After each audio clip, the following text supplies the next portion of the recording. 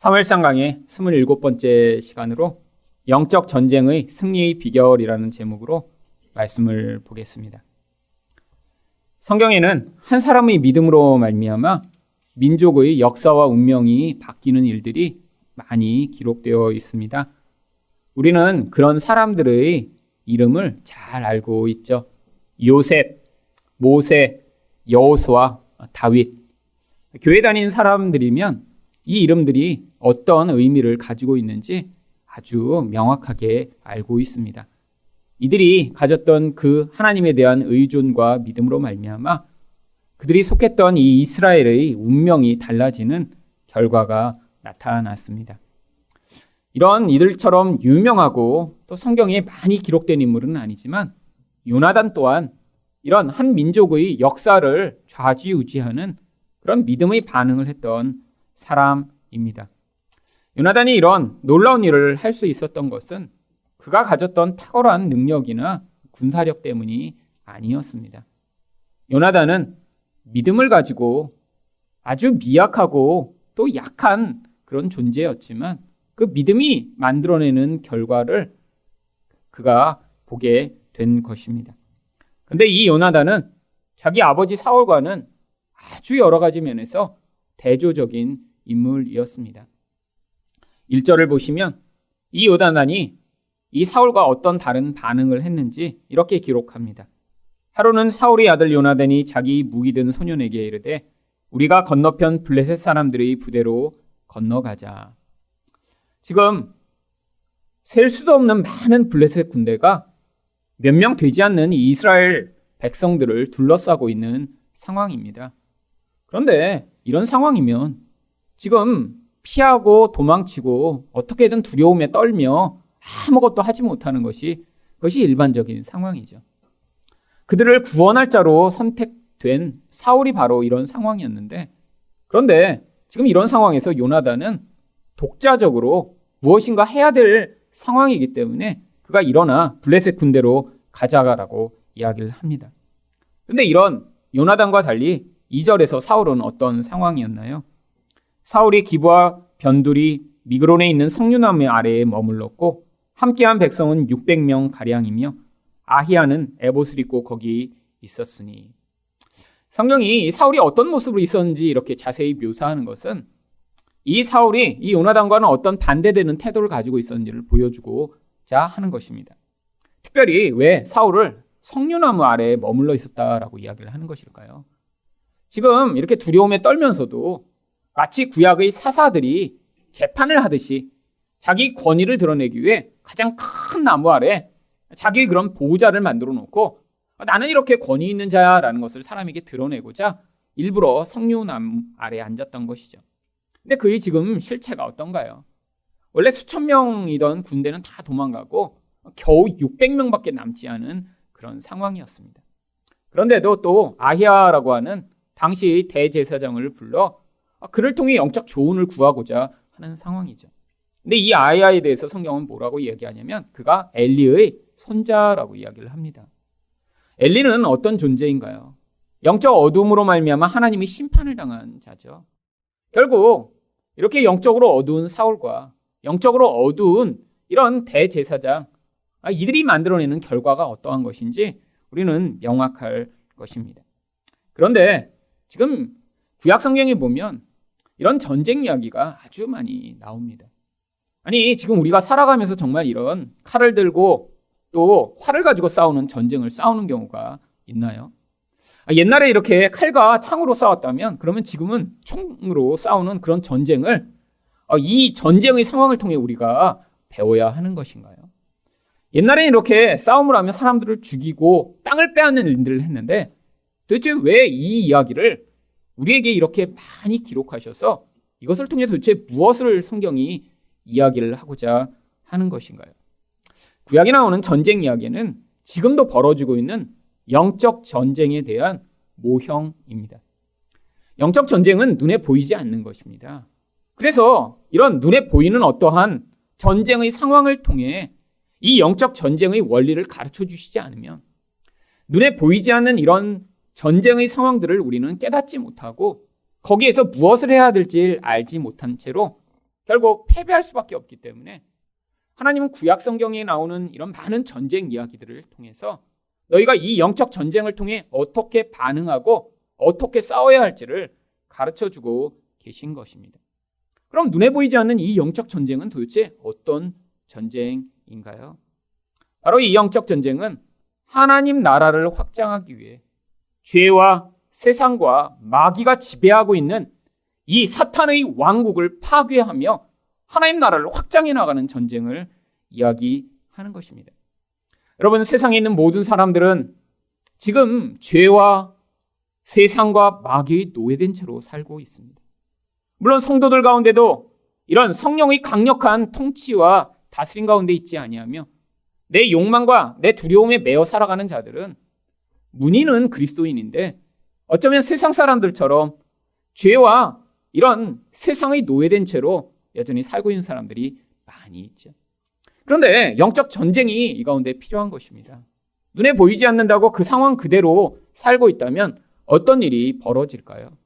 결국 죄의 노예가 돼서 예수는 믿지만 끊임없이 싸움과 분쟁과 파괴를 일삼는 그런 인생을 살겠죠. 아니, 교회는 다니고 있는데 일주일에 하루만 예배드릴 때만 예수 믿는 사람이고 나머지 삶에서는 세상 사람과 전혀 구분이 되지 않는, 그래서 세상에서 교회 다닌다라는 사실을 사람들이 알게 되면 깜짝 사람들이 더 놀란 다음에 아니 너가 교회 다녔어? 라고 하는 반응하게 만드는 이런 종류의 사람. 아니, 눈에 보는 보이지 않지만 마귀의 노예가 돼서 끊임없이 마귀가 시키는 대로 살아가는 그런 모습으로 살아가겠죠. 그래서 이 땅에서 우리 또한 영적 전쟁을 싸워야 되는 것입니다.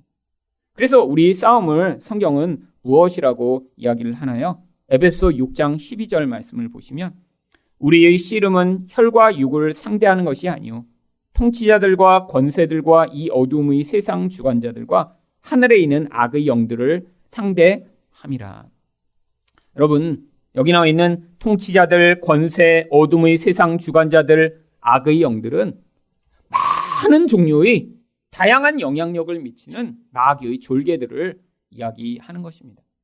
여러분, 이 마귀의 졸개들이라고 불리는 이 존재들은 지 마음대로 이렇게 세상 가운데 우리를 공격하거나 힘들게 하는 게 아니라 아주 이 마귀의 절대적인 영향력 가운데 조직적으로 움직이며 이들이 이 세상을 어떻게 지배하고 영향을 미쳐 하나님의 형상으로 만들어진 인간이 얼마나 파괴적이고 부끄럽게 살아가게 만들지 이들은 그렇게 조직적 영향력으로 영향을 미치고 있다라고 하는 것이죠.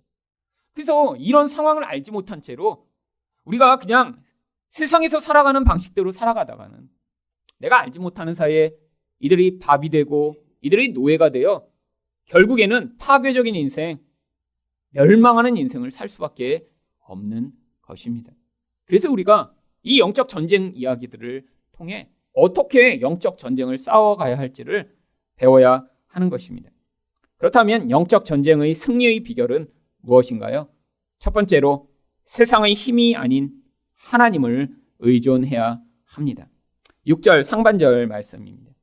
요나단이 자기 무기 든 소년에게 이르되 우리가 이 할례 받지 않은 자에게로 건너가자 여호와께서 우리를 위하여 일하실까 하노라. 여러분, 이 요나단이 이 셀 수도 없는 많은 블레셋 군대와 상대하기로 한 그 중요한 이유가 무엇인가요? 저들은 할례 받지 않은 자들이고 우리는 할례 받은 언약 백성이다라고 하는 것입니다. 이 할례는 단순히 이 남자의 성기의 표피를 잘라내는 그런 표식에 불과한 것이 아니라 바로 이 할례를 받은 자는 하나님에게 속한 자며 그래서 하나님이 언약으로 그를 지키시고 인도하신다라고 하는 언약 백성의 증표입니다.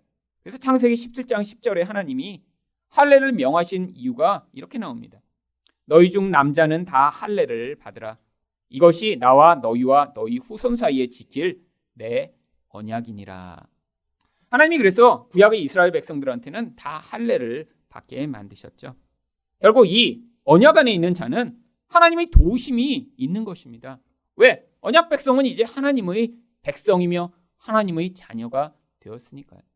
요나단이 이런 싸움을 할 수 있게 된 것은 저들은 할례 받지 못한 자라 하나님이 분명히 그들을 심판하실 것이고 나와 함께 하시며 이 하나님의 능력이 무엇인가를 보여주실 테니까 저들이 많은 사람을 가지고 있던 힘이 강하던 관계없이 내가 가서 싸울 수 있다라는 그런 믿음을 갖게 된 것이죠.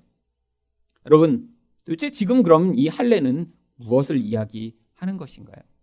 여러분, 이 바로 할례가 언약 백성을 가르는 증표가 된다면 이 할례가 바로 지금은 십자가에서 죽으신 예수 그리스도를 믿는 그 믿음으로 우리에게 바로 할례로 주어진 것입니다. 여러분, 이 언약이라는 것이 무엇이죠? 피로 세워진 관계가 맺어지는 조건이죠.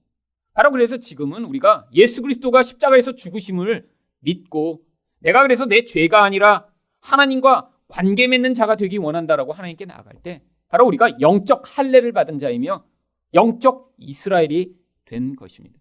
결국 우리도 이 땅을 살아가며 끊임없이 이 요나단과 같은 영적 싸움을 직면하게 되어 있습니다. 세상은 끊임없이 우리를 두렵게 하죠. 왜요? 계속 죄에 매여 있으라고요. 계속 세상의 밥이 되라고요. 아니, 이전에 마귀의 노예가 되었을 때처럼 그렇게 맨날 싸우고 맨날 하나님을 우상처럼 여기며 이웃을 나의 목적과 이익을 위한 도구로 사용하며 살라고요. 그런데 이런 하나님 백성 가운데는 하나님이 어떤 약속을 주신 것인가요? 하나님이 바로 거기서 구원해 주시겠다는 약속을 주신 것입니다. 하나님이 이런 약속을 주시고 우리 인생 가운데 개입해 오실 때 이것을 믿음으로 받아들인 자만 이 인생 가운데 이런 자유와 그 자유가 가져오는 놀라운 만족과 기쁨을 누리며 한 인생으로 말미암아 그 하나님의 생명이 흘러가고 영향 미치는 놀라운 열매들을 경험하게 되는 것입니다. 바로 이렇게 언약 백성에게 주어진 이 약속을 믿고 6절 하반절에 요나단은 어떤 믿음의 반응을 하나요? 여호와의 구원은 사람이 많고 적음에 달리지 아니하였느니라. 여러분, 이게 우리가 평소에는 이렇게 고백하기 쉽습니다. 우리 찬양할 때 이런 찬양 많이 하잖아요. 우리 하나님 강하십니다. 내주는 강한 성령. 여러분, 내 실제의 삶에서 이런 고백을 하기가 쉽지 않습니다. 여러분, 이 내주는 강한 성령을 누가 작사 작곡한 줄 아세요? 마틴 루터가 했습니다. 교황이 공식적으로 이 루터를 죽이는 자에게는 큰 상을 주겠다고 공포했어요. 그러니까 이 루터가 얼마나 무서웠는지 찬양을 하면서 그걸 이기려고 이런 찬양을 부른 거예요. 내주는 강한 성령. 부르지 않으면 무서워서 죽을 것 같으니까요. 여러분, 이 루터가 우리가 볼 때는 엄청난 놀라운 종교개혁의 시발자가 된 담대한 사람이라고 여겨지지만 평소에 이렇게 계속되는 공격으로 말미암아 끊임없이 두려워하며 그래서 잠을 잘 자지 못하고 신경쇠약에 시달리며 고통을 많이 겪었다라고 합니다. 그게 바로 연약한 우리들의 실체예요. 그래서 우리가 말씀을 의존해야 하는 것입니다. 평소에 이 말씀을 우리 삶의 근거, 내 믿음의 근거로 삼지 않으면 우리 또한 조금만 두려운 상황이 닥치면 하나님이 이 세상의 이런 힘과 능력보다 강하시다는 사실은 금방 잊어버리고요. 그리고 내 감각이 따라가는 대로 내 상황이 조금만 불리하면 벌벌 떠는 이 사울과 같은 모습으로 사는 것이 우리의 모습입니다. 그래서 하나님이 성경 전체에서 하나님을 믿어라, 하나님이 어떤 분이시다라는 사실을 우리에게 가르쳐 주시고자 하는 것입니다. 물론 우리가 머리로 배웠다고 그대로 살 수 있는 것은 아닙니다. 하지만 배우고 나면 무슨 일이 벌어진 줄 아세요? 바로 그것을 가지고 기도하고 하나님, 제 인생 가운데도 이런 세상의 힘이 아니라 우리 하나님이 사람 수에 관계없이 힘의 능력에 관계없이 일하시는 분이심을 경험케 하여 달라는 그런 반응으로 여러분이 반응하실 때 하나님이 머리로 배운 것을 삶에서 경험하여 그것이 진짜라는 것을 가르쳐 주시고자 하시는 것입니다. 결국 믿음은 우리 삶에서 이렇게 하나님을 직접 알아가는 과정 가운데 성장하는 것이죠. 여러분, 그래서 바로 이스라엘 백성들에게 하나님은 신명기 말씀을 주시면서도 여기서 이 요나단이 고백한 것 같은 똑같은 말씀을 말씀하셨습니다. 신명기 20장 1절입니다. 내가 나가서 적군과 싸우려 할 때에 말과 병거와 백성이 너보다 많음을 볼지라도 그들을 두려워하지 말라. 애굽 땅에서 너를 인도하여 내신 네 하나님 여호와께서 너와 함께 하시느니라. 여러분, 성경의 약속이 바로 이거예요. 그런데 우리 삶에서 우리는 어떤가요? 내 눈으로 끊임없이 평가해서 내가 판단할 때 내가 가진 힘과 능력으로 그 상황들을 이겨낼 수 없을 것 같으면 금방 두려움에 빠집니다. 여러분, 두려움에 빠지면서도 마치 사울과 같은 어떤 태도를 취하죠? 자기의 이런 욕망을 만족시켜줄 그런 가짜 영적 가르침을 찾아다니며 마치 엘리 손자로부터 이런 잘못된 가르침을 받아서라도 내 두려움을 벗어나고자 몸부림치는 것이 바로 이런 사울과 같은 옛사람을 가지는 우리의 본성이죠. 여러분, 근데 이게 혼자서 잘 되는 일인가요? 세상에 나가면 왜 우리가 이렇게 자꾸 위축되고 힘든 것이죠?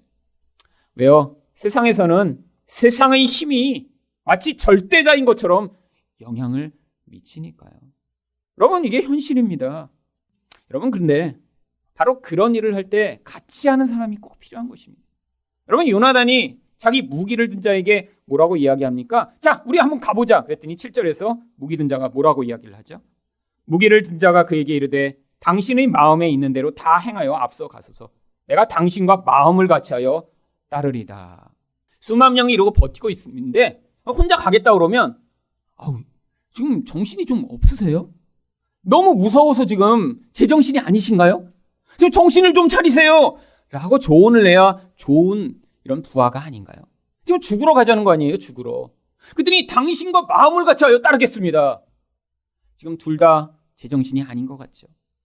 여러분, 그런데 이게 바로 우리가 교회로 모인 이유입니다. 왜요? 여러분, 세상에서 이런 얘기 하나요? 세상에선 우리가 가진 힘을 더 확장해서 네가 더 똑똑해지고 더 많은 돈을 축적하고 너희 힘으로 세상을 개척할 수 있다고 얘기하죠. 이렇게 자기 힘을 내려놓고 이런 일을 할 때마다 세상은 무엇이라고 얘기합니까? 어떻게 된 거 아니야? 미련한 거 아니야? 그런 방식으로 해서는 인생이 어떻게 해결되겠어? 라고 이야기하는 것이 세상의 방식이니까. 그래서 우리가 이곳에 모여 있는 것입니다. 함께 어떤 이야기를 들으려고요? 함께 마음을 같이하여 가겠다라는 이야기를 서로 들으려고. 누군가 이런 믿음의 반응을 할 때 그렇게 하면 안 돼요 라고 이야기하는 게 아니라 함께 기도하며 동역하며 함께 그 자리를 이끌어갈 수 있는 힘을 부여하는 그런 공동체가 되도록이요. 여러분, 저희 인생 가운데도 수없이 많은 구덩이와 같은 고난을 지날 때 하나님이 제 힘만으로 도대체 그 구덩이에서 나올 수 없는 것 같은 상황에서 저를 밀어주시고 이끄시고자 하나님이 주변에 사람들을 붙여주실 때가 많이 있었습니다.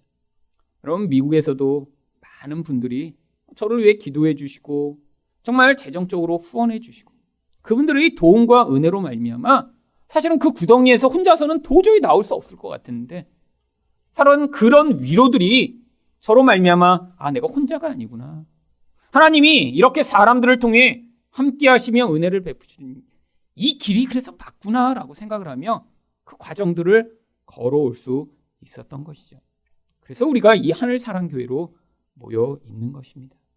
여기서 우리가 함께 신앙생활을 하며 남들이 볼 때는 미련한 것 같아 보이고 그게 길이 아닌 것 같은 길을 선택하려고 할 때마다 그게 믿음의 길이며 하나님의 뜻이라면 함께 격려하고 위로하고 함께 감으로 말미암아 내가 혼자가 아니고 하나님의 뜻대로 살아가고자 하는 이런 사람들의 삶에 하나님이 이렇게 함께 일하고 계시다라는 사실을 우리가 믿음으로 함께 반응해 나가는 그런 공동체가 되어야 할 것입니다. 두 번째로 영적 전쟁의 승리의 비결은 무엇인가요? 불리한 상황을 하나님의 징표로 여기는 것입니다. 여러분, 이 요나단이 지금 행하고 있는 이 일은 전쟁학적 관점에서 보면 가장 불리하고 가장 미련한 일입니다. 왜냐하면 첫 번째, 두 명이서 수만 명이 있는 곳으로 지금 들어간다라고 하는 것은 죽기를 각오하고 그냥 들어가는 거죠. 여러분, 이건 승산이 없는 싸움입니다. 그런데 8절 상반절에 요나단이 어떻게 반응하나요? 요나단이 이르되 보라, 우리가 그 사람에게로 건너가서. 아니, 어떻게 하겠다는 거예요? 두 명이서. 그냥 들어가면 죽을 것 아닌가요? 그래서 이 전쟁 상황에선 이런 식으로 하면 안 되죠. 두 번째로 또 여러분, 이렇게 다수의 적을 공격할 땐 항상 어떻게 해야 되나요? 몰래 가서 그래서 몰래 밤에 가서 뒤에서 꽉 찌르고 도망치고. 이런 식으로 해야 정상인데, 그럼 8절 하반절에서 어떻게 공격합니까?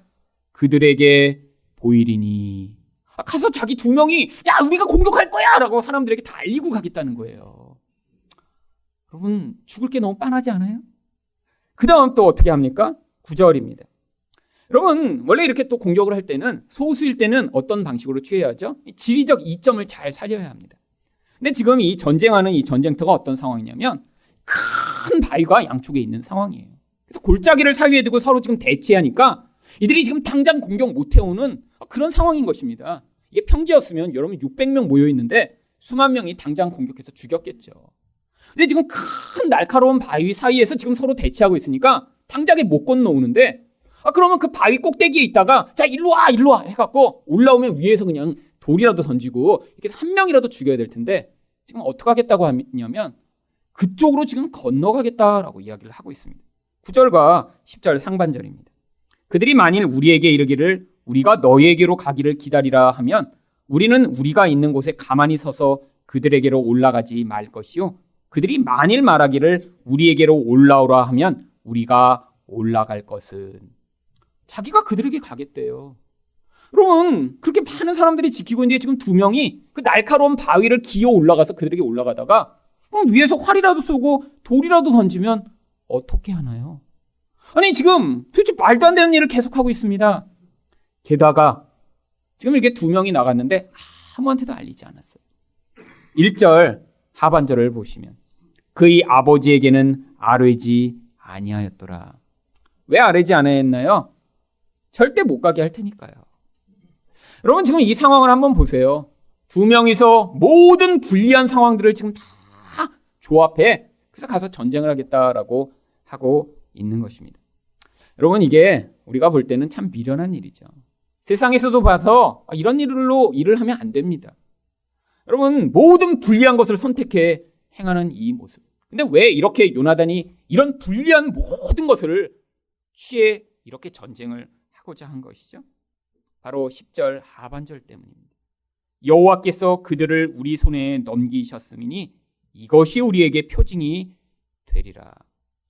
여러분 지금 하나님이 도와주시지 않으면 아니 군대가 1000명쯤 있어도 소용이 없는 거예요. 어차피 안 될 게임입니다. 이제 그들이 공격만 하면 지금 당장 다 죽게 되는 상황이에요. 지금 그런데 이런 상황에서 지금 요나단이 가서 어차피 안 될 싸움인데 만약에 하나님이 도우시면 우리 두 사람도 할 수 있다라는 그 믿음을 발휘하며 어차피 안 될 거 최악의 상황을 만들자. 그러니까 이런 상황이 되면 하나님이 도와주시지 않으면 안 될 상황이니까 이런 최악의 상황을 만든 다음에 하나님이 정말 도우실 때 이게 하나님이 도우신 것을 내가 믿도록 이 모든 상황을 만들어가고 있는 것이죠. 여러분 그런데 요나단이 왜 이렇게 행동하나요? 바로 그 요나단의 이름에 그가 어떤 존재인지가 드러납니다. 바로 10절 하반절에 하나님이 뭐라고 얘기하실 것이라고 그가 요나단이 얘기하죠? 그들을 우리 손에 넘기셨음이니. 이게 요나단의 이름의 뜻이에요. 여호와가 손에 넘겨주시다.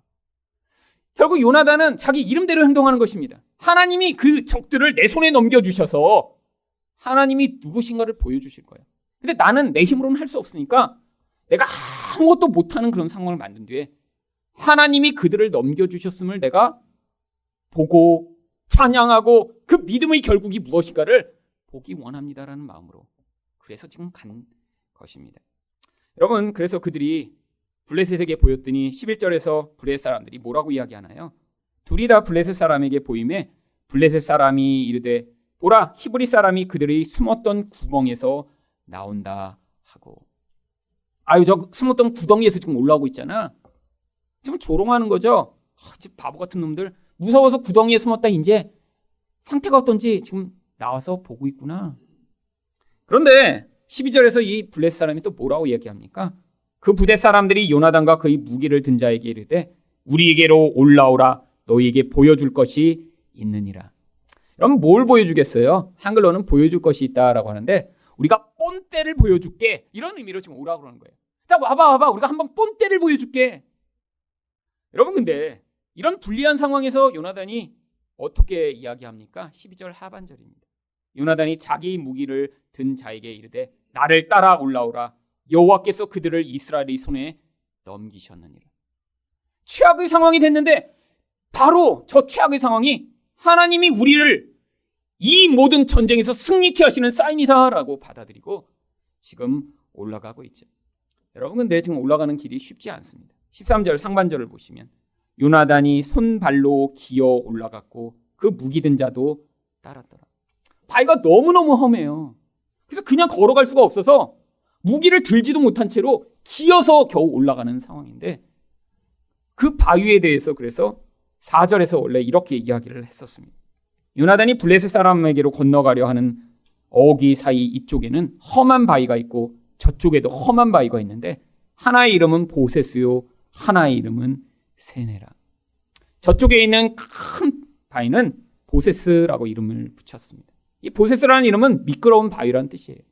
이쪽에 있는 세네라고 하는 요나단이 원래 있던 바위는 가시같이 뾰족한 바위라고 하는 뜻입니다. 결국 큰 두 개의 바위 사이에 서로 보고 있다가 지금 저쪽으로 지금 해갖고 이쪽으로 올라가고 있는 길이죠.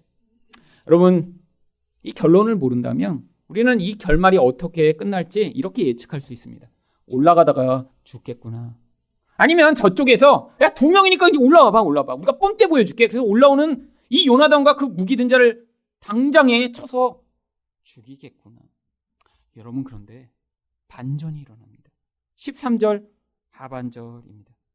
블레셋 사람들이 요나단 앞에서 엎드러짐에 무기를 든 자가 따라가며 죽였으니 요나단과 그 무기를 든 자가 반나절가리 땅 안에서 처음으로 쳐 죽인 자가 20명 가량이라. 여러분, 둘이서 같이 싸운 것도 아니에요. 지금 요나단이 앞서가며 오는 이 블레셋 군대를 쓰러뜨리고 나면 뒤에서 무기 든 자가 따라가며 그를 그냥 찔러서 죽이면서 지금 요나단이 앞으로 싸우고 가고 있는데 몇백 미터 거리의 좁은 땅에서 나오는 대로 20명을 쳐 죽이기 시작했던 것입니다. 가장 불가능한 상황 가운데 하나님이 이 요나단과 함께하여 구원을 이루고 계심을 지금 보여주고 계신 것이죠. 여러분, 이게 요나단이 싸움을 워낙 잘하나요? 요즘 나오는 이런 막 용사들처럼 막 전쟁만 하면 다 이기는 그런 놀라운 능력을 가졌나요? 아니요.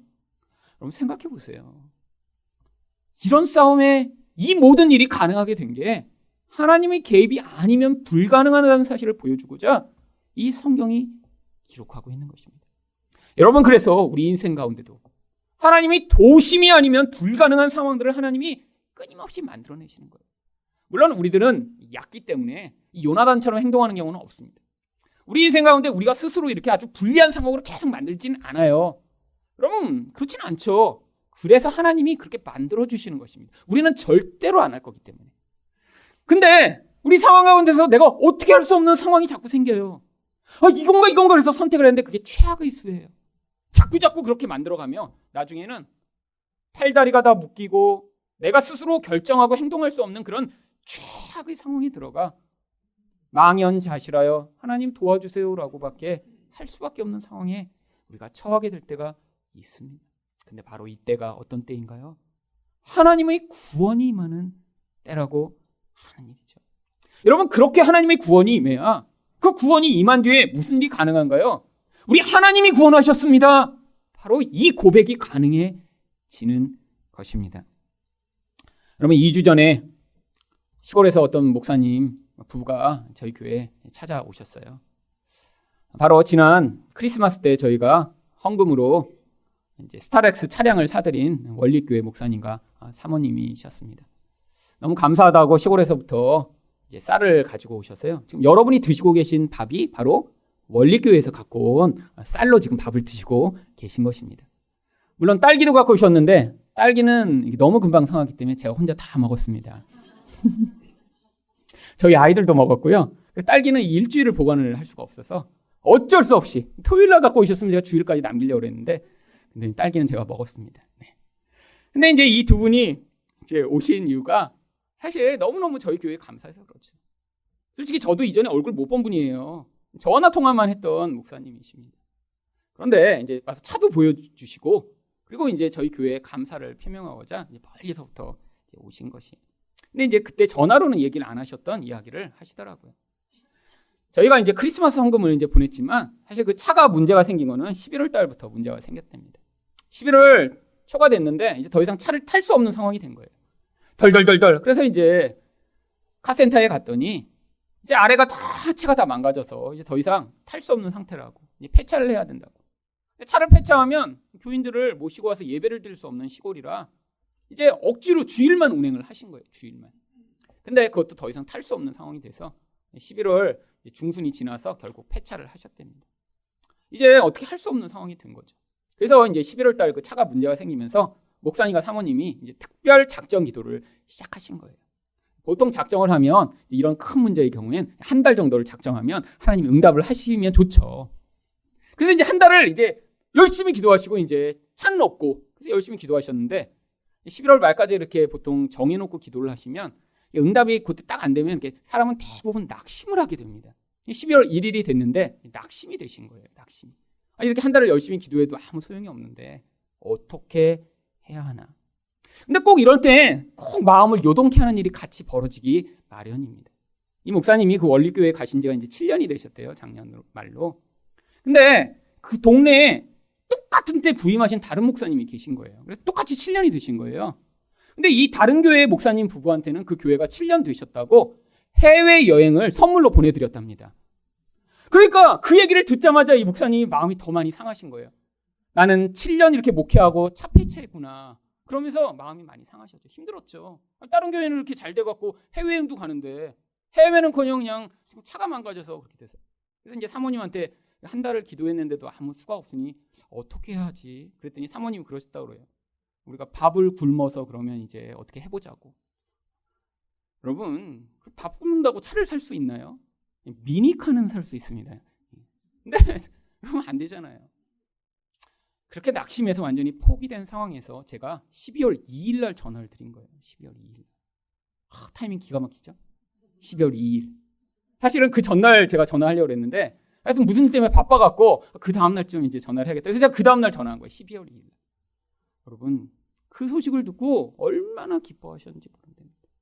하나님이 이렇게 구원하셨구나. 그래서 해외에 안 가도 그냥 행복하셨대요. 얼마나 행복하셨는지 그래갖고 이 차를 이렇게 구매를 하시고 나서 그래갖고 너무 기뻐갖고 동네 어른들을 불러다가 떡과 과일을 사다가 잔치를 하셨대요. 동네 이렇게 서울에서 어느 교회에서 이렇게 차 사줬다고 그래갖고 잔치를 하시고 네 이렇게 얼마나 즐거워하셨는지 와서 그 간증을 이렇게 나눠 주셨습니다. 여러분, 이게 하나님이 일하시는 방법이에요. 여러분, 개인이 노력하고 애쓰는 그 모든 것들을 포기하여 정말 이제는 우리가 밥을 굶어야 되나라는 그 절망의 상황 가운데 하나님이 그 사람을 기억하시고 그 기도에 응답하시며 하나님이 예상치 못한 방법으로 일하여 나가시는 그 놀라운 은혜예요. 여러분, 이게 바로 하나님의 구원이 나타나는 것입니다. 어떤 구원이요? 단순히 어느 교회에 차가 생긴 그런 구원이 아니에요. 하나님이 정말로 우리 기도에 응답하시는 하나님이시며 우리 힘을 내려놓게 됐을 때 하나님이 왕이시며 통치하시는 자라는 사실을 경험케 하시는 그 놀라운 구원이요. 바로 우리 인생도 그 구원을 경험해 나가며 우리 하나님이 왕이시라는 사실을 기억하도록 만드는 그 놀라운 구원의 자리로 이끌려 가고 있는 것입니다. 마지막으로 영적 전쟁의 승리의 비결은 무엇인가요? 하나님의 두려움이 임해야 합니다. 15절 말씀을 보겠습니다. 들에 있는 진영과 모든 백성이 공포에 떨었고 부대와 노략군들도 떨었으며 땅도 진동하였으니 이는 큰 떨림이었더라. 여러분, 한 절에 계속 반복해서 나오는 단어가 뭐죠? 떨림, 공포, 두려움. 여러분, 그냥 결국 20명 죽었다고 그렇게 떨린 게 아니에요. 이 요나단으로 말미암아 지금 하나님의 두려움이 마치 전염병처럼 펴지기 시작한 것입니다. 이건 영적 두려움이죠. 우리가 많은 힘을 가져도 그 힘으로 해결할 수 없는 영적 두려움이요. 마음의 근원 안에서부터 흔들리기 시작하는 이 하나님의 영적 두려움이요. 여러분, 이 두려움이 임할 때 어떤 일이 벌어졌나요? 바로 소동나기 시작한 거예요. 난리가 난 거죠. 그러니까 그제서야 16절과 17절에서 사울이 무슨 일이 났어 도대체? 이제 궁금해서 원인을 찾기 시작한 것입니다. 베냐민 기브아에 있는 사울이 파수꾼이 바라본즉 허다한 블레셋 사람들이 무너져 이리저리 흩어지더라. 사울이 자기와 함께한 백성에게 이르되 우리에게서 누가 나갔는지 점호하여 보라 하여 점호한즉 요나단과 그의 무기를 든 자가 없어졌더라. 이제야 사울은 알게 되죠. 그런데 이 사실을 알자마자 이 사울이 갑자기 이상한 명령을 합니다. 18절입니다. 사울이 아히야에게 이르되 하나님의 궤를 이리로 가져오라 하니 그때 하나님의 궤가 이스라엘 자손과 함께 있음이니라. 아니 지금 이렇게 전쟁이 벌어지면 빨리 가서 도와야 되는데 왜 갑자기 하나님의 궤를 갖고 오라고 하는 것일까요? 그런데 여기 이 하나님의 궤라고 하는 것은 실제로는 하나님의 궤가 아닐 가능성이 아주 높습니다. 그래서 영어 성경만 보시더라도요.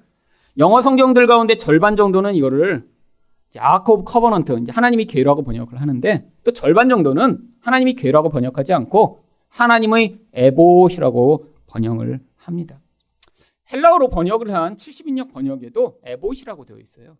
에봇은 제사장이 입는 옷을 이야기합니다. 근데 왜 여기는 이렇게 하나님의 궤라고 쓰여져 있는 것인가요? 제가 판단할 때도 이건 하나님의 궤일 가능성은 거의 없습니다. 왠지 아세요? 우리 사무엘상 배울 때 배우셨잖아요. 여러분 하나님의 궤를 지금 블레셋과 싸울 때 이전에 가지고 나갔다 무슨 일이 벌어졌어요? 빼앗겼었잖아요. 그래서 엄청난 수치를 당했었잖아요. 그래서 하나님의 궤를 다시 가져올 수는 없는 상황입니다. 지금은 인원도 몇 명 안 되는데 그 궤를 갖고 오면 뺏길 게 뻔한데요. 여러분 그리고 지금 이 하나님의 궤는 이 전쟁하는 장소로부터 아주 멀리 떨어진 기랏 여아림이라는 곳에 있습니다. 또한 이 궤를 여기서의 지금 궤라고 하는 것이 잘못된 이유가 다음 절에 보면 지금 사울이 또 금방 그 제사장에게 명령을 해요. 그것으로부터 손을 거두라. 아니 원래 하나님의 궤는 손을 만지지 못하게 되어 있거든요. 근데 그 손을 댔던 거를 거두라고 얘기해요. 그러니까 그것은 궤가 아니라 에봇일 가능성이 높습니다. 왜 에봇을 가져오라고 한 것일까요? 에봇에는 우밈과 둠밈이라고 하는 돌을 통해 하나님의 뜻을 분별하게 되어 있었어요. 어떻게 분별하는지 모릅니다. 근데 아마 두 종류의 돌이 있나 봐요. 그 돌을 어떻게 굴리던 아니면 두 중에 뽑던 간에 하나님이 가라라고 말씀하시거나 아니라고 말씀하시는 예스와 노를 분별하는 용도로 이 에봇에 붙어있는 우밈과 둠밈을 사용한 거죠. 이 사울이 갑자기 지금 영적인 사람이 된 거예요. 왜죠? 승리를 눈앞에 두고 있으니까. 갑자기 무슨 일이 있는데 하나님의 도우심을 받아 우리가 가면 되는지 한번 확인해 보자라고 지금 에봇을 갖고 오라고 한 것입니다. 근데 왜 성경 원문에는 이걸 하나님 궤라고 표현했을까요? 사실 원문에 궤라고 된 것은 맞습니다. 이거는 오염이 됐거나 훼손되진 않았어요. 근데 왜 분명히 에봇을 갖고 왔을 텐데 궤라고 쓴 것일까요? 사울이 얼마나 나쁜 놈인가를 보여주고자 아마 뒤에 사본을 옮겨 적는 사람이 궤라고 옮겨졌을 가능성이 높습니다. 앞에서 어떻게 했으니까요? 앞에서 이렇게 이스라엘 백성이 여호와의 궤를 가지고 왔다가 뺏긴 것 같은 똑같은 짓을 하는 이 나쁜 놈이 사울이라는 걸 보여주고자 해요. 여러분 근데 보세요. 이렇게 궤가 아니라 에봇을 갖고 와 하나님이 우리를 가라고 하시는지 안 가라고 하시는지를 확인해 보자고 했다가 19절에서 금방 뭐라고 이야기합니까? 사울이 제사장에게 말할 때 블레셋 사람들이 진영에 소동이 점점 더한지라. 사울이 제사장에게 이르되 내 손을 거두라. 아니 오라고 그랬다가 금방 하지 말라고 그래요. 왜죠? 지금 막 점점 승리를 하니까 물어보지 말고 그냥 가자. 혹시 물어봤다 하나님이 안 돼라고 하시면 어떡하지? 그러니까 하지 말라라고 한 것이죠. 여러분 이게 바로 사울의 모습입니다. 원래 하나님과 관계없는 인간이에요. 내 눈에 보이는 것으로 늘 판단하는 교만한 인간이죠. 지금 하나님의 뜻을 물어보겠다고 한 것도 그때는 확실성이 없었으니까요. 근데 소동이 점점 커지면서 이길 것 같잖아. 그러니까 더 이상 하나님의 뜻을 알 필요가 없었던 것입니다. 여러분 우리 인생 가운데도 이렇게 사울처럼 반응할 때가 얼마나 많은가요? 여러분 언제 주로 기도하시죠? 불확실할 때요. 내 힘으로 뭔가 명확지 않을 때요. 근데 언제 기도 안 하시죠? 명확할 때요. 내가 판단할 때는 이걸로 너무 잘 될 것 같은 때. 너무 내 판단과 계획으로는 선명할 때 그때 기도하지 않습니다. 그냥 내 마음대로 해요, 인생을. 이게 바로 사울의 모습인 거예요. 하나님이 혹시라도 내가 이렇게 하려고 하는데 안 돼라고 하실까 봐 오히려 차라리 안 물어요. 여러분이 만약에 어떤 사람을 배우자로 확신한다고 생각해 보세요. 그 사람 정말 돈 많이 벌고 내가 볼 때 한눈에 반했어. 그냥 옆모습은 원민이야. 그래갖고 그냥 근데 저 사람으로 그냥 하기로 했다. 이렇게 마음에 정하고 나면 여러분 그럼 기도하실까요? 하나님 맞습니까 이 사람? 근데 이게 생긴 거는 정말 이렇게 자세히 뜯어봐야 그 한쪽만 원빈이야. 그러면 이제 고민이 됩니다. 그리고 돈도 많이 못 벌고 약간 좀 너무 불확실해요. 그러면 밤을 새워가면 기도하겠죠. 아마 금식도 할 거예요. 불확실하니까요. 여러분, 그렇게 기도하는 이유가 뭐죠? 좋은 결과를 얻으려고요. 여러분, 이게 바로 사울과 같은 우리의 모습이라니까요. 분명히 종교적입니다. 열심히 기도하고 하나님 뜻을 찾는 것 같아요. 근데 뭘 위해서 그렇게 열심히 하는 거죠? 나의 이익과 목적을 위해서요. 근데 여러분에게 조금의 능력이 있고 내가 그 능력으로 무엇을 할 수 있으면 절대 기도 안 합니다. 그냥 내 뜻대로 그냥 해버려요. 그게 여러분 아니신가요? 여러분 돈이 좀 많으세요. 그래서 여러분이 원하는 대로 뭘 살 수 있어요. 그러면 기도 안 합니다. 그냥 척척 사죠. 그 액수가 얼마든 간에. 여러분 근데 돈이 없다고 생각해 보세요. 여러분 그러면 고민하고 기도할 것입니다. 여러분 그래서 여러분이 세상의 능력이 사울처럼 커져갈수록 여러분은 점점 교만해져 가는 거예요. 여러분이 지금 모든 결정에서 여러분 마음대로 살고 계세요? 자녀를 교육시키고 집을 이사가고 여러분이 무엇을 사고 여러분 인생에서 결정하는 모든 것이 그냥 내 마음과 내 뜻대로 살고 계세요? 여러분이 그러면 지금 사울의 인생을 살다가 그냥 이 땅을 죽을 수도 있는 거예요. 이게 가장 비참한 인생인 거예요. 그런데 여러분 마음대로 할 수가 없어요. 남의 뜻을 따라야 되고 고민해야 되고 너무 제약이 많고 힘들어서 오랫동안 결정을 미루어야 돼요. 여러분 이게 바로 사울과 같은 우리를 하나님이 그 사울로부터 새 사람으로 만들어 가시는 은혜의 과정인 것입니다. 여러분 저도 지금은 제가 미국에서 살던 때처럼 그렇게 고통하며 경제적인 것 때문에 힘들어하지 않습니다. 왜요? 월급을 받으니까요. 처음으로 월급 받습니다. 정말 지난 20년 가운데. 부목사로 잠깐 있었을 때 빼고. 여러분 근데 미국에서는 돈이 없으니까 어떻게 하는 줄 아세요? 제 모든 재정 원칙의 첫 번째 10만 원이 넘어가는 거는 하나님이 예스라고 하실 때까지 기다린다. 여러분 고민하는 거예요. 왜? 10만 원이 넘어가는 거는 그때는 제가 쓸 수 없었으니까요. 여러분 그런데 물론 하나님이 뭐 사라 말라 이렇게 그냥 선명히 말씀하시면 훨씬 쉽죠. 내 마음에서 불편함과 고민이 없을 때까지 계속 고민하는 거예요. 그런데 그렇게 고민하고 그렇게 기도할 때 어떤 때는 하나님이 선명하게 말씀하실 때가 있었습니다. 미국에서 너무너무 음악이 듣고 싶어서 오디오를 사고 싶었어요. 오디오를. 근데 한국에서 신혼 때 샀던 그 오래된 오디오가 딱 고장이 난 거예요. 딱 고장이. 그래서 그때부터 이제 인터넷 서치를 시작했습니다. 왜 서치를 했을까요? 99불짜리를 사갖고 기도하지 않고 살 수 있으려고 찾았는데 99불짜리가 없는 거예요. 딱 마땅한 게. 딱 그래도 괜찮은 음악을 들을 만한 오디오는 가격이 비싸죠. 오디오가 천장부지잖아요. 그래서 이렇게 제가 대충 조합을 해보니까 이 정도까지는 용납이 가능하다 하니까 500불만 있으면 되겠어요. 500불. 여러분 근데 500불 유학하며 돈도 하나도 못 버는데 500불짜리가 어디 있습니까? 그래서 이제 다 포기하고 정말 99불짜리를 찾기 시작했는데 근데 마침 100불이 조금 넘어가는 오디오가 있었어요. 그래갖고 이제 그때부터 기도를 하기 시작한 거예요. 한 120불 정도 했습니다. 120불. 그래갖고 이제 120불짜리 정도면 금방 이제 사인이 그래도 나겠다. 그래서 기도를 시작했는데 마음이 계속 불편한 거예요. 계속. 아니 그래서 그 겨우 120불인데 그걸 못 사게 자꾸 마음이 너무 불편한 거예요. 아니 기도를 하면 어느 정도 괜찮아. 이게 하나님 그냥 괜찮나 보다 할 텐데 그거 조금 올라간다고 그걸 이렇게 20불 때문에 못 사게 하시나? 되게 마음이 불편한데 그래서 이렇게 사인이 명확해야 선택을 하죠. 그래서 한 2주 동안 기도했는데 사인이 안 나기 시작했습니다. 너무 힘들었어요. 오디오는 없는데 그런데 그건 못 사고. 근데 갑자기 그때 하나님이 제 마음에 깊은 감동을 주셨습니다. 어떤 감동인 줄 아세요? 어떤 사람한테 500불을 주라고 감동을 주신 거예요. 여러분 내 오디오 지금 120불짜리 2주째 하나님 이거 사도 되나요? 사도 되나요? 아침에 기도하고 저녁에 기도했는데 사인이 안 오는데 갑자기 가슴에 밀려오는 놀라운 감동은 누군가한테 500불을 주라라고 하는 그 놀라운 감동. 여러분 이전에 더 많이 줘봤습니다. 400만 원도 보내보고 100만 원도 보내보고 수십 차례 했는데 그 순간에는 너무너무 못하겠더라고요. 아니 내가 저 돈 500불을 안 주고 내가 원하는 오디오를 사면 나는 너무 행복할 것 같은데 왜 주라고 하시지? 너무 마음이 상해서 너무너무 힘들었어요. 여러분 근데 이제 이전에 여러분 이제 아시지만 제가 이렇게 돈 주라고 누구한테 했는데 안 줬다가 막 4,000불 이렇게 한꺼번에 이렇게 문제 생기고 막 이런 상황들이 여러 번 있었기 때문에 그때는 고민하고 마음이 불편하고 화가 났지만 그랬지만 돈을 보냈습니다. 500불을. 여러분 보냈는데 얼마나 마음이 상했는지 제가 그 다음엔 마음에 불편한데 그냥 그 오디오를 주문해 버렸어요. 그 다음에 이제 듣지 않은 거예요. 내가 이게 500불을 보냈으니까 이제 내 마음대로 하겠다. 그래서 오디오를 주문했어요. 여러분 주문을 하면 와야 되잖아요.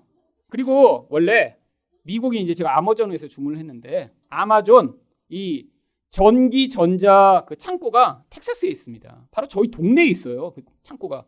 그래서 다른 물건을 주문하면 그게 막 일주일씩 걸려요. 미국은 배송이. 근데 이 전기 제품을 주문하면 그러면 막 하루에도 오는 거예요. 바로 저희 동네 한 30분 거리에 있어요. 정말로 그 큰 창고가. 그래갖고 이제 주문을 하면 내일이면 오겠지. 그런데 일주일이 지나도 계속 준비 중 이렇게 떠 있는 거예요. 그래서 일주일을 기다리다가 마음이 불안해지기 시작했죠. 계속 불안. 그래갖고 제가 아마존에 메일을 보냈습니다. 내가 지금 지난주에 샀는데 왜 일주일째 안 보내고 있냐고.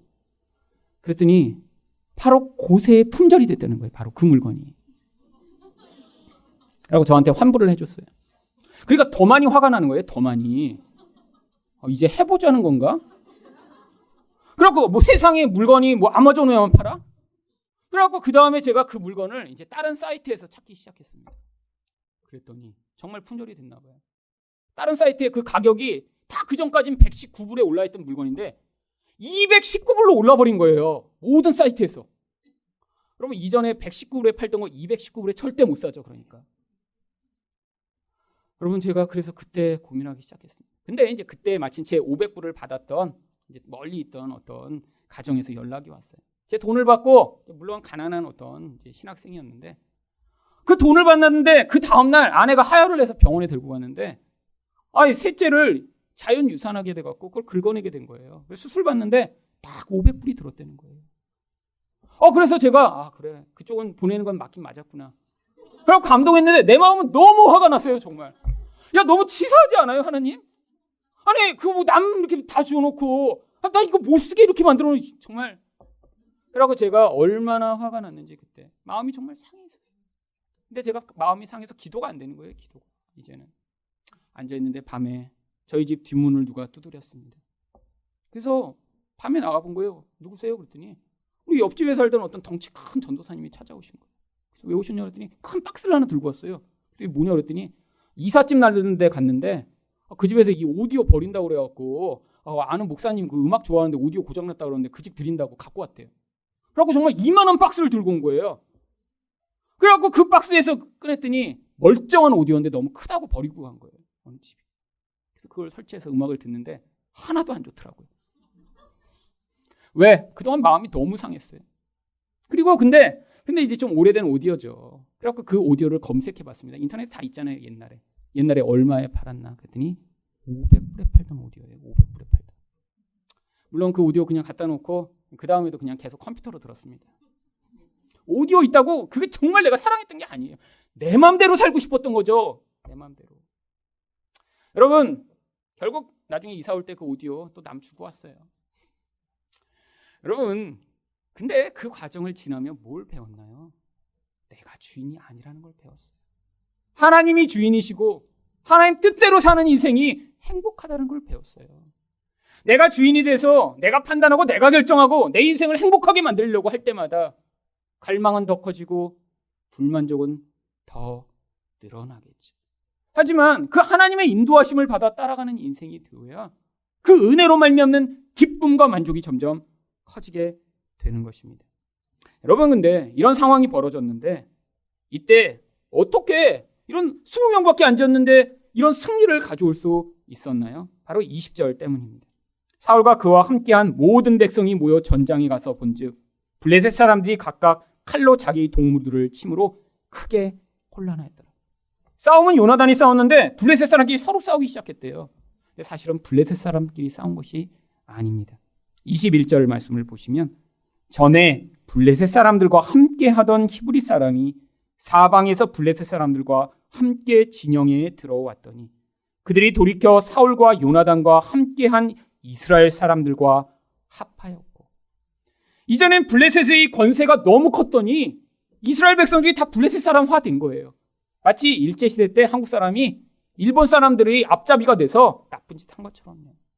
근데 갑자기 이 요나단으로 말미암아 놀라운 구원이 일어났더니 무슨 일이 벌어진 거예요? 숨어있던 그 블레셋 화되었던 이스라엘 백성들이 블레셋 사람이 칼을 들고 블레셋 사람들을 죽이기 시작한 것입니다. 여러분, 세상 가운데 교회가 점차 하나님 나라의 영향력을 잃어버리면 예수 믿는 사람들이 다 숨어버립니다. 세상 가운데 그래서 자기가 예수 믿는다고 얘기하지 않아요. 그런데 교회를 통해, 성도를 통해 하나님 나라의 영향력이 확장되면 그 숨어있던 자들이 일어나 동참하게 되어 있습니다. 그런데 이 일이 바로 이런 요나단과 같은 한 사람의 믿음으로 말미암아 시작된 것이죠. 그뿐 아닙니다. 22절에 보면 도망갔던 사람들도 다 모여들기 시작해요. 에브라임 산지에 숨었던 이스라엘 모든 사람도 블레셋 사람들이 도망함을 듣고 싸우러 나와서 그들을 추격하였더라. 이제 도망갔던 자들 끝까지 다 모여드는 이 모든 상황. 그래서 이 전쟁을 뭐라고 부릅니까? 23절이 보시면 여호와께서 그날에 이스라엘을 구원하심으로 전쟁이 베다웬을 지나니라. 하나님이 구원하셨다라고 이야기를 하는 것이죠. 이게 바로 영적 전쟁을 승리로 이끄는 것입니다. 왜? 하나님이 약속하셨기 때문이죠. 신명기 28장 7절 말씀을 보시면 하나님이 뭐라고 약속하셨나요? 여호와께서 너를 대적하기 위해 일어난 적군들을 내 앞에서 패하게 하시리라. 그들이 한 길로 너를 치러 들어왔으나 내 앞에서 7길로 도망하리라. 하나님의 약속이 지금 성취된 것입니다. 그렇다면 우리가 이제는 이런 요나단처럼 이렇게 싸워야 하나요? 세상 힘을 포기하고 하나님만을 믿고 그리고 점점 불리한 상황으로 자꾸 가고 하나님이 두려움이 임하기만을 기다리면 모든 일이 다 잘 되는 것인가요? 아니요. 이 이야기가 왜 여기에 기록된 줄 아세요? 왜 이 이야기가 이렇게 자세히 기록된 줄 아세요? 예수님이 어떻게 승리하셨는지를 보여주고자 기록된 것입니다. 여러분, 예수님이 어떻게 승리하셨나요? 세상 힘을 다 포기하심으로 말미암아 하나님만 믿으심으로 승리하신 거예요. 그래서 요한복음 18장 36절에 예수님이 뭐라고 말씀하셨죠? 예수께서 대답하시되 내 나라는 이 세상에 속한 것이 아니니라. 만일 내 나라가 이 세상에 속한 것이었더라면 내 종들이 싸워 나로 유대인에게로 넘겨지지 않게 하였으니라. 이제 내 나라는 여기에 속한 것이 아니니라. 예수님은 바로 세상 힘을 의존하지 않으셨어요. 왜요? 예수님이 확장하시고자 하는 하나님 나라는 이 세상에 속한 것이 아니니까요. 예수님은 또 어떻게 하셨나요? 불리한 상황을 계속 만드셨습니다. 나중에 자기 혼자 남으셨어요. 마가복음 14장 50절을 보시면 제자들이 다 예수를 버리고 도망하니라. 여러분, 적진에 지금 잡혀가는데 혼자 잡혀가면 가장 불리하죠. 예수님은 스스로 가장 불리하게 만드셨어요. 또한 이렇게 예수님이 가장 불리하게 돼요. 세상의 힘에 사로잡혀 십자가에서 죽임을 당하셨을 때 무슨 일이 벌어졌나요? 하나님의 두려움이 임하기 시작했습니다. 마태복음 27장 54절을 보시면 백부장과 및 함께 예수를 지키던 자들이 지진과 그 일어난 일들을 보고 심히 두려워하여 이르되 이는 진실로 하나님의 아들이었도다 하더라. 결국 이 요나단의 이야기를 통해서도 앞으로 이런 무서운 영적 전쟁 가운데 예수가 세상의 방법이 아니라 십자가로 어떻게 승리하셔서 하나님 백성들을 어떻게 구원하실지를 지금 그림으로 보여주고 계신 것입니다. 여러분, 예수가 이런 세상과 다른 방법을 취하셨더니 어떤 결과가 주어졌나요? 우리가 바로 그래서 구원을 얻게 된 거죠. 우리가 그래서 이 세상에서 자유롭게 될 수 있는 근거가 생긴 거죠. 여러분, 그래서 성경이 무엇이라고 이야기합니까? 요한복음 12장 24절입니다. 내가 진실로 진실로 너희에게 이르노니 한 알이 미리 땅에 떨어져 죽지 아니하면 한 알 그대로 있고 죽으면 많은 열매를 맺느니라. 요나단이 수만 명 앞에 자신을 내던져 죽음에 내어 던졌던 것이 바로 그 죽음으로 말미암아 열매 맺게 되는 결과를 남긴 것이죠. 예수가 이렇게 십자가로 자기를 내던져 죽음 앞에 나아가신 것이 우리와 같은 많은 열매 맺게 만드는 결과였던 거죠. 이게 바로 세상의 일과 반대되는 십자가의 길인 것입니다. 여러분, 이 십자가가 그래서 연약하고 이 십자가가 나약해 보이지만 하지만 성경은 이 십자가로 무슨 일이 벌어졌다라고 이야기를 하고 있나요? 골로새서 2장 15절 말씀을 보시면 통치자들과 권세들을 무력화하여 드러내어 구경거리로 삼으시고 십자가로 그들을 이기셨느니라. 바로 우리가 처음에 보았던 이 영적 싸움의 실체인 이 마귀의 권세를 예수님이 십자가로 이기심으로 말미암아 우리가 이제는 더 이상 죄와 세상과 마귀의 노예된 채로 살지 아니하고 이 하나님 나라를 확장하는 자로 살 수 있는 그런 자가 되게 만드시는 이 놀라운 승리가 우리에게 주어졌다라고 하는 것입니다. 여러분, 세상에 살아갈 때 우리는 끊임없이 유혹받습니다. 세상 사람과 같은 그런 힘을 가져야 무엇이 될 것처럼 유혹받기에 우리 자신이 가지는 그 약한 모습, 내 통장에 돈이 없거나 내 자녀가 그렇게 똑똑하고 잘나지 못하면 불안해지고 두려워지는 것이죠. 하지만 여러분이 바로 이 십자가의 승리를 믿으시는 믿음을 가진 언약 백성이 되셨다면 바로 이 십자가로 말미암은 그 놀라운 승리를 여러분의 승리로 받아들이셔서 하나님 나의 인생을 통해서도 이런 놀라운 영적 승리가 나타나는 놀라운 결국을 맛볼 수 있도록 은혜를 달라라고 기도하시는 여러분이 되시기를 축원드립니다.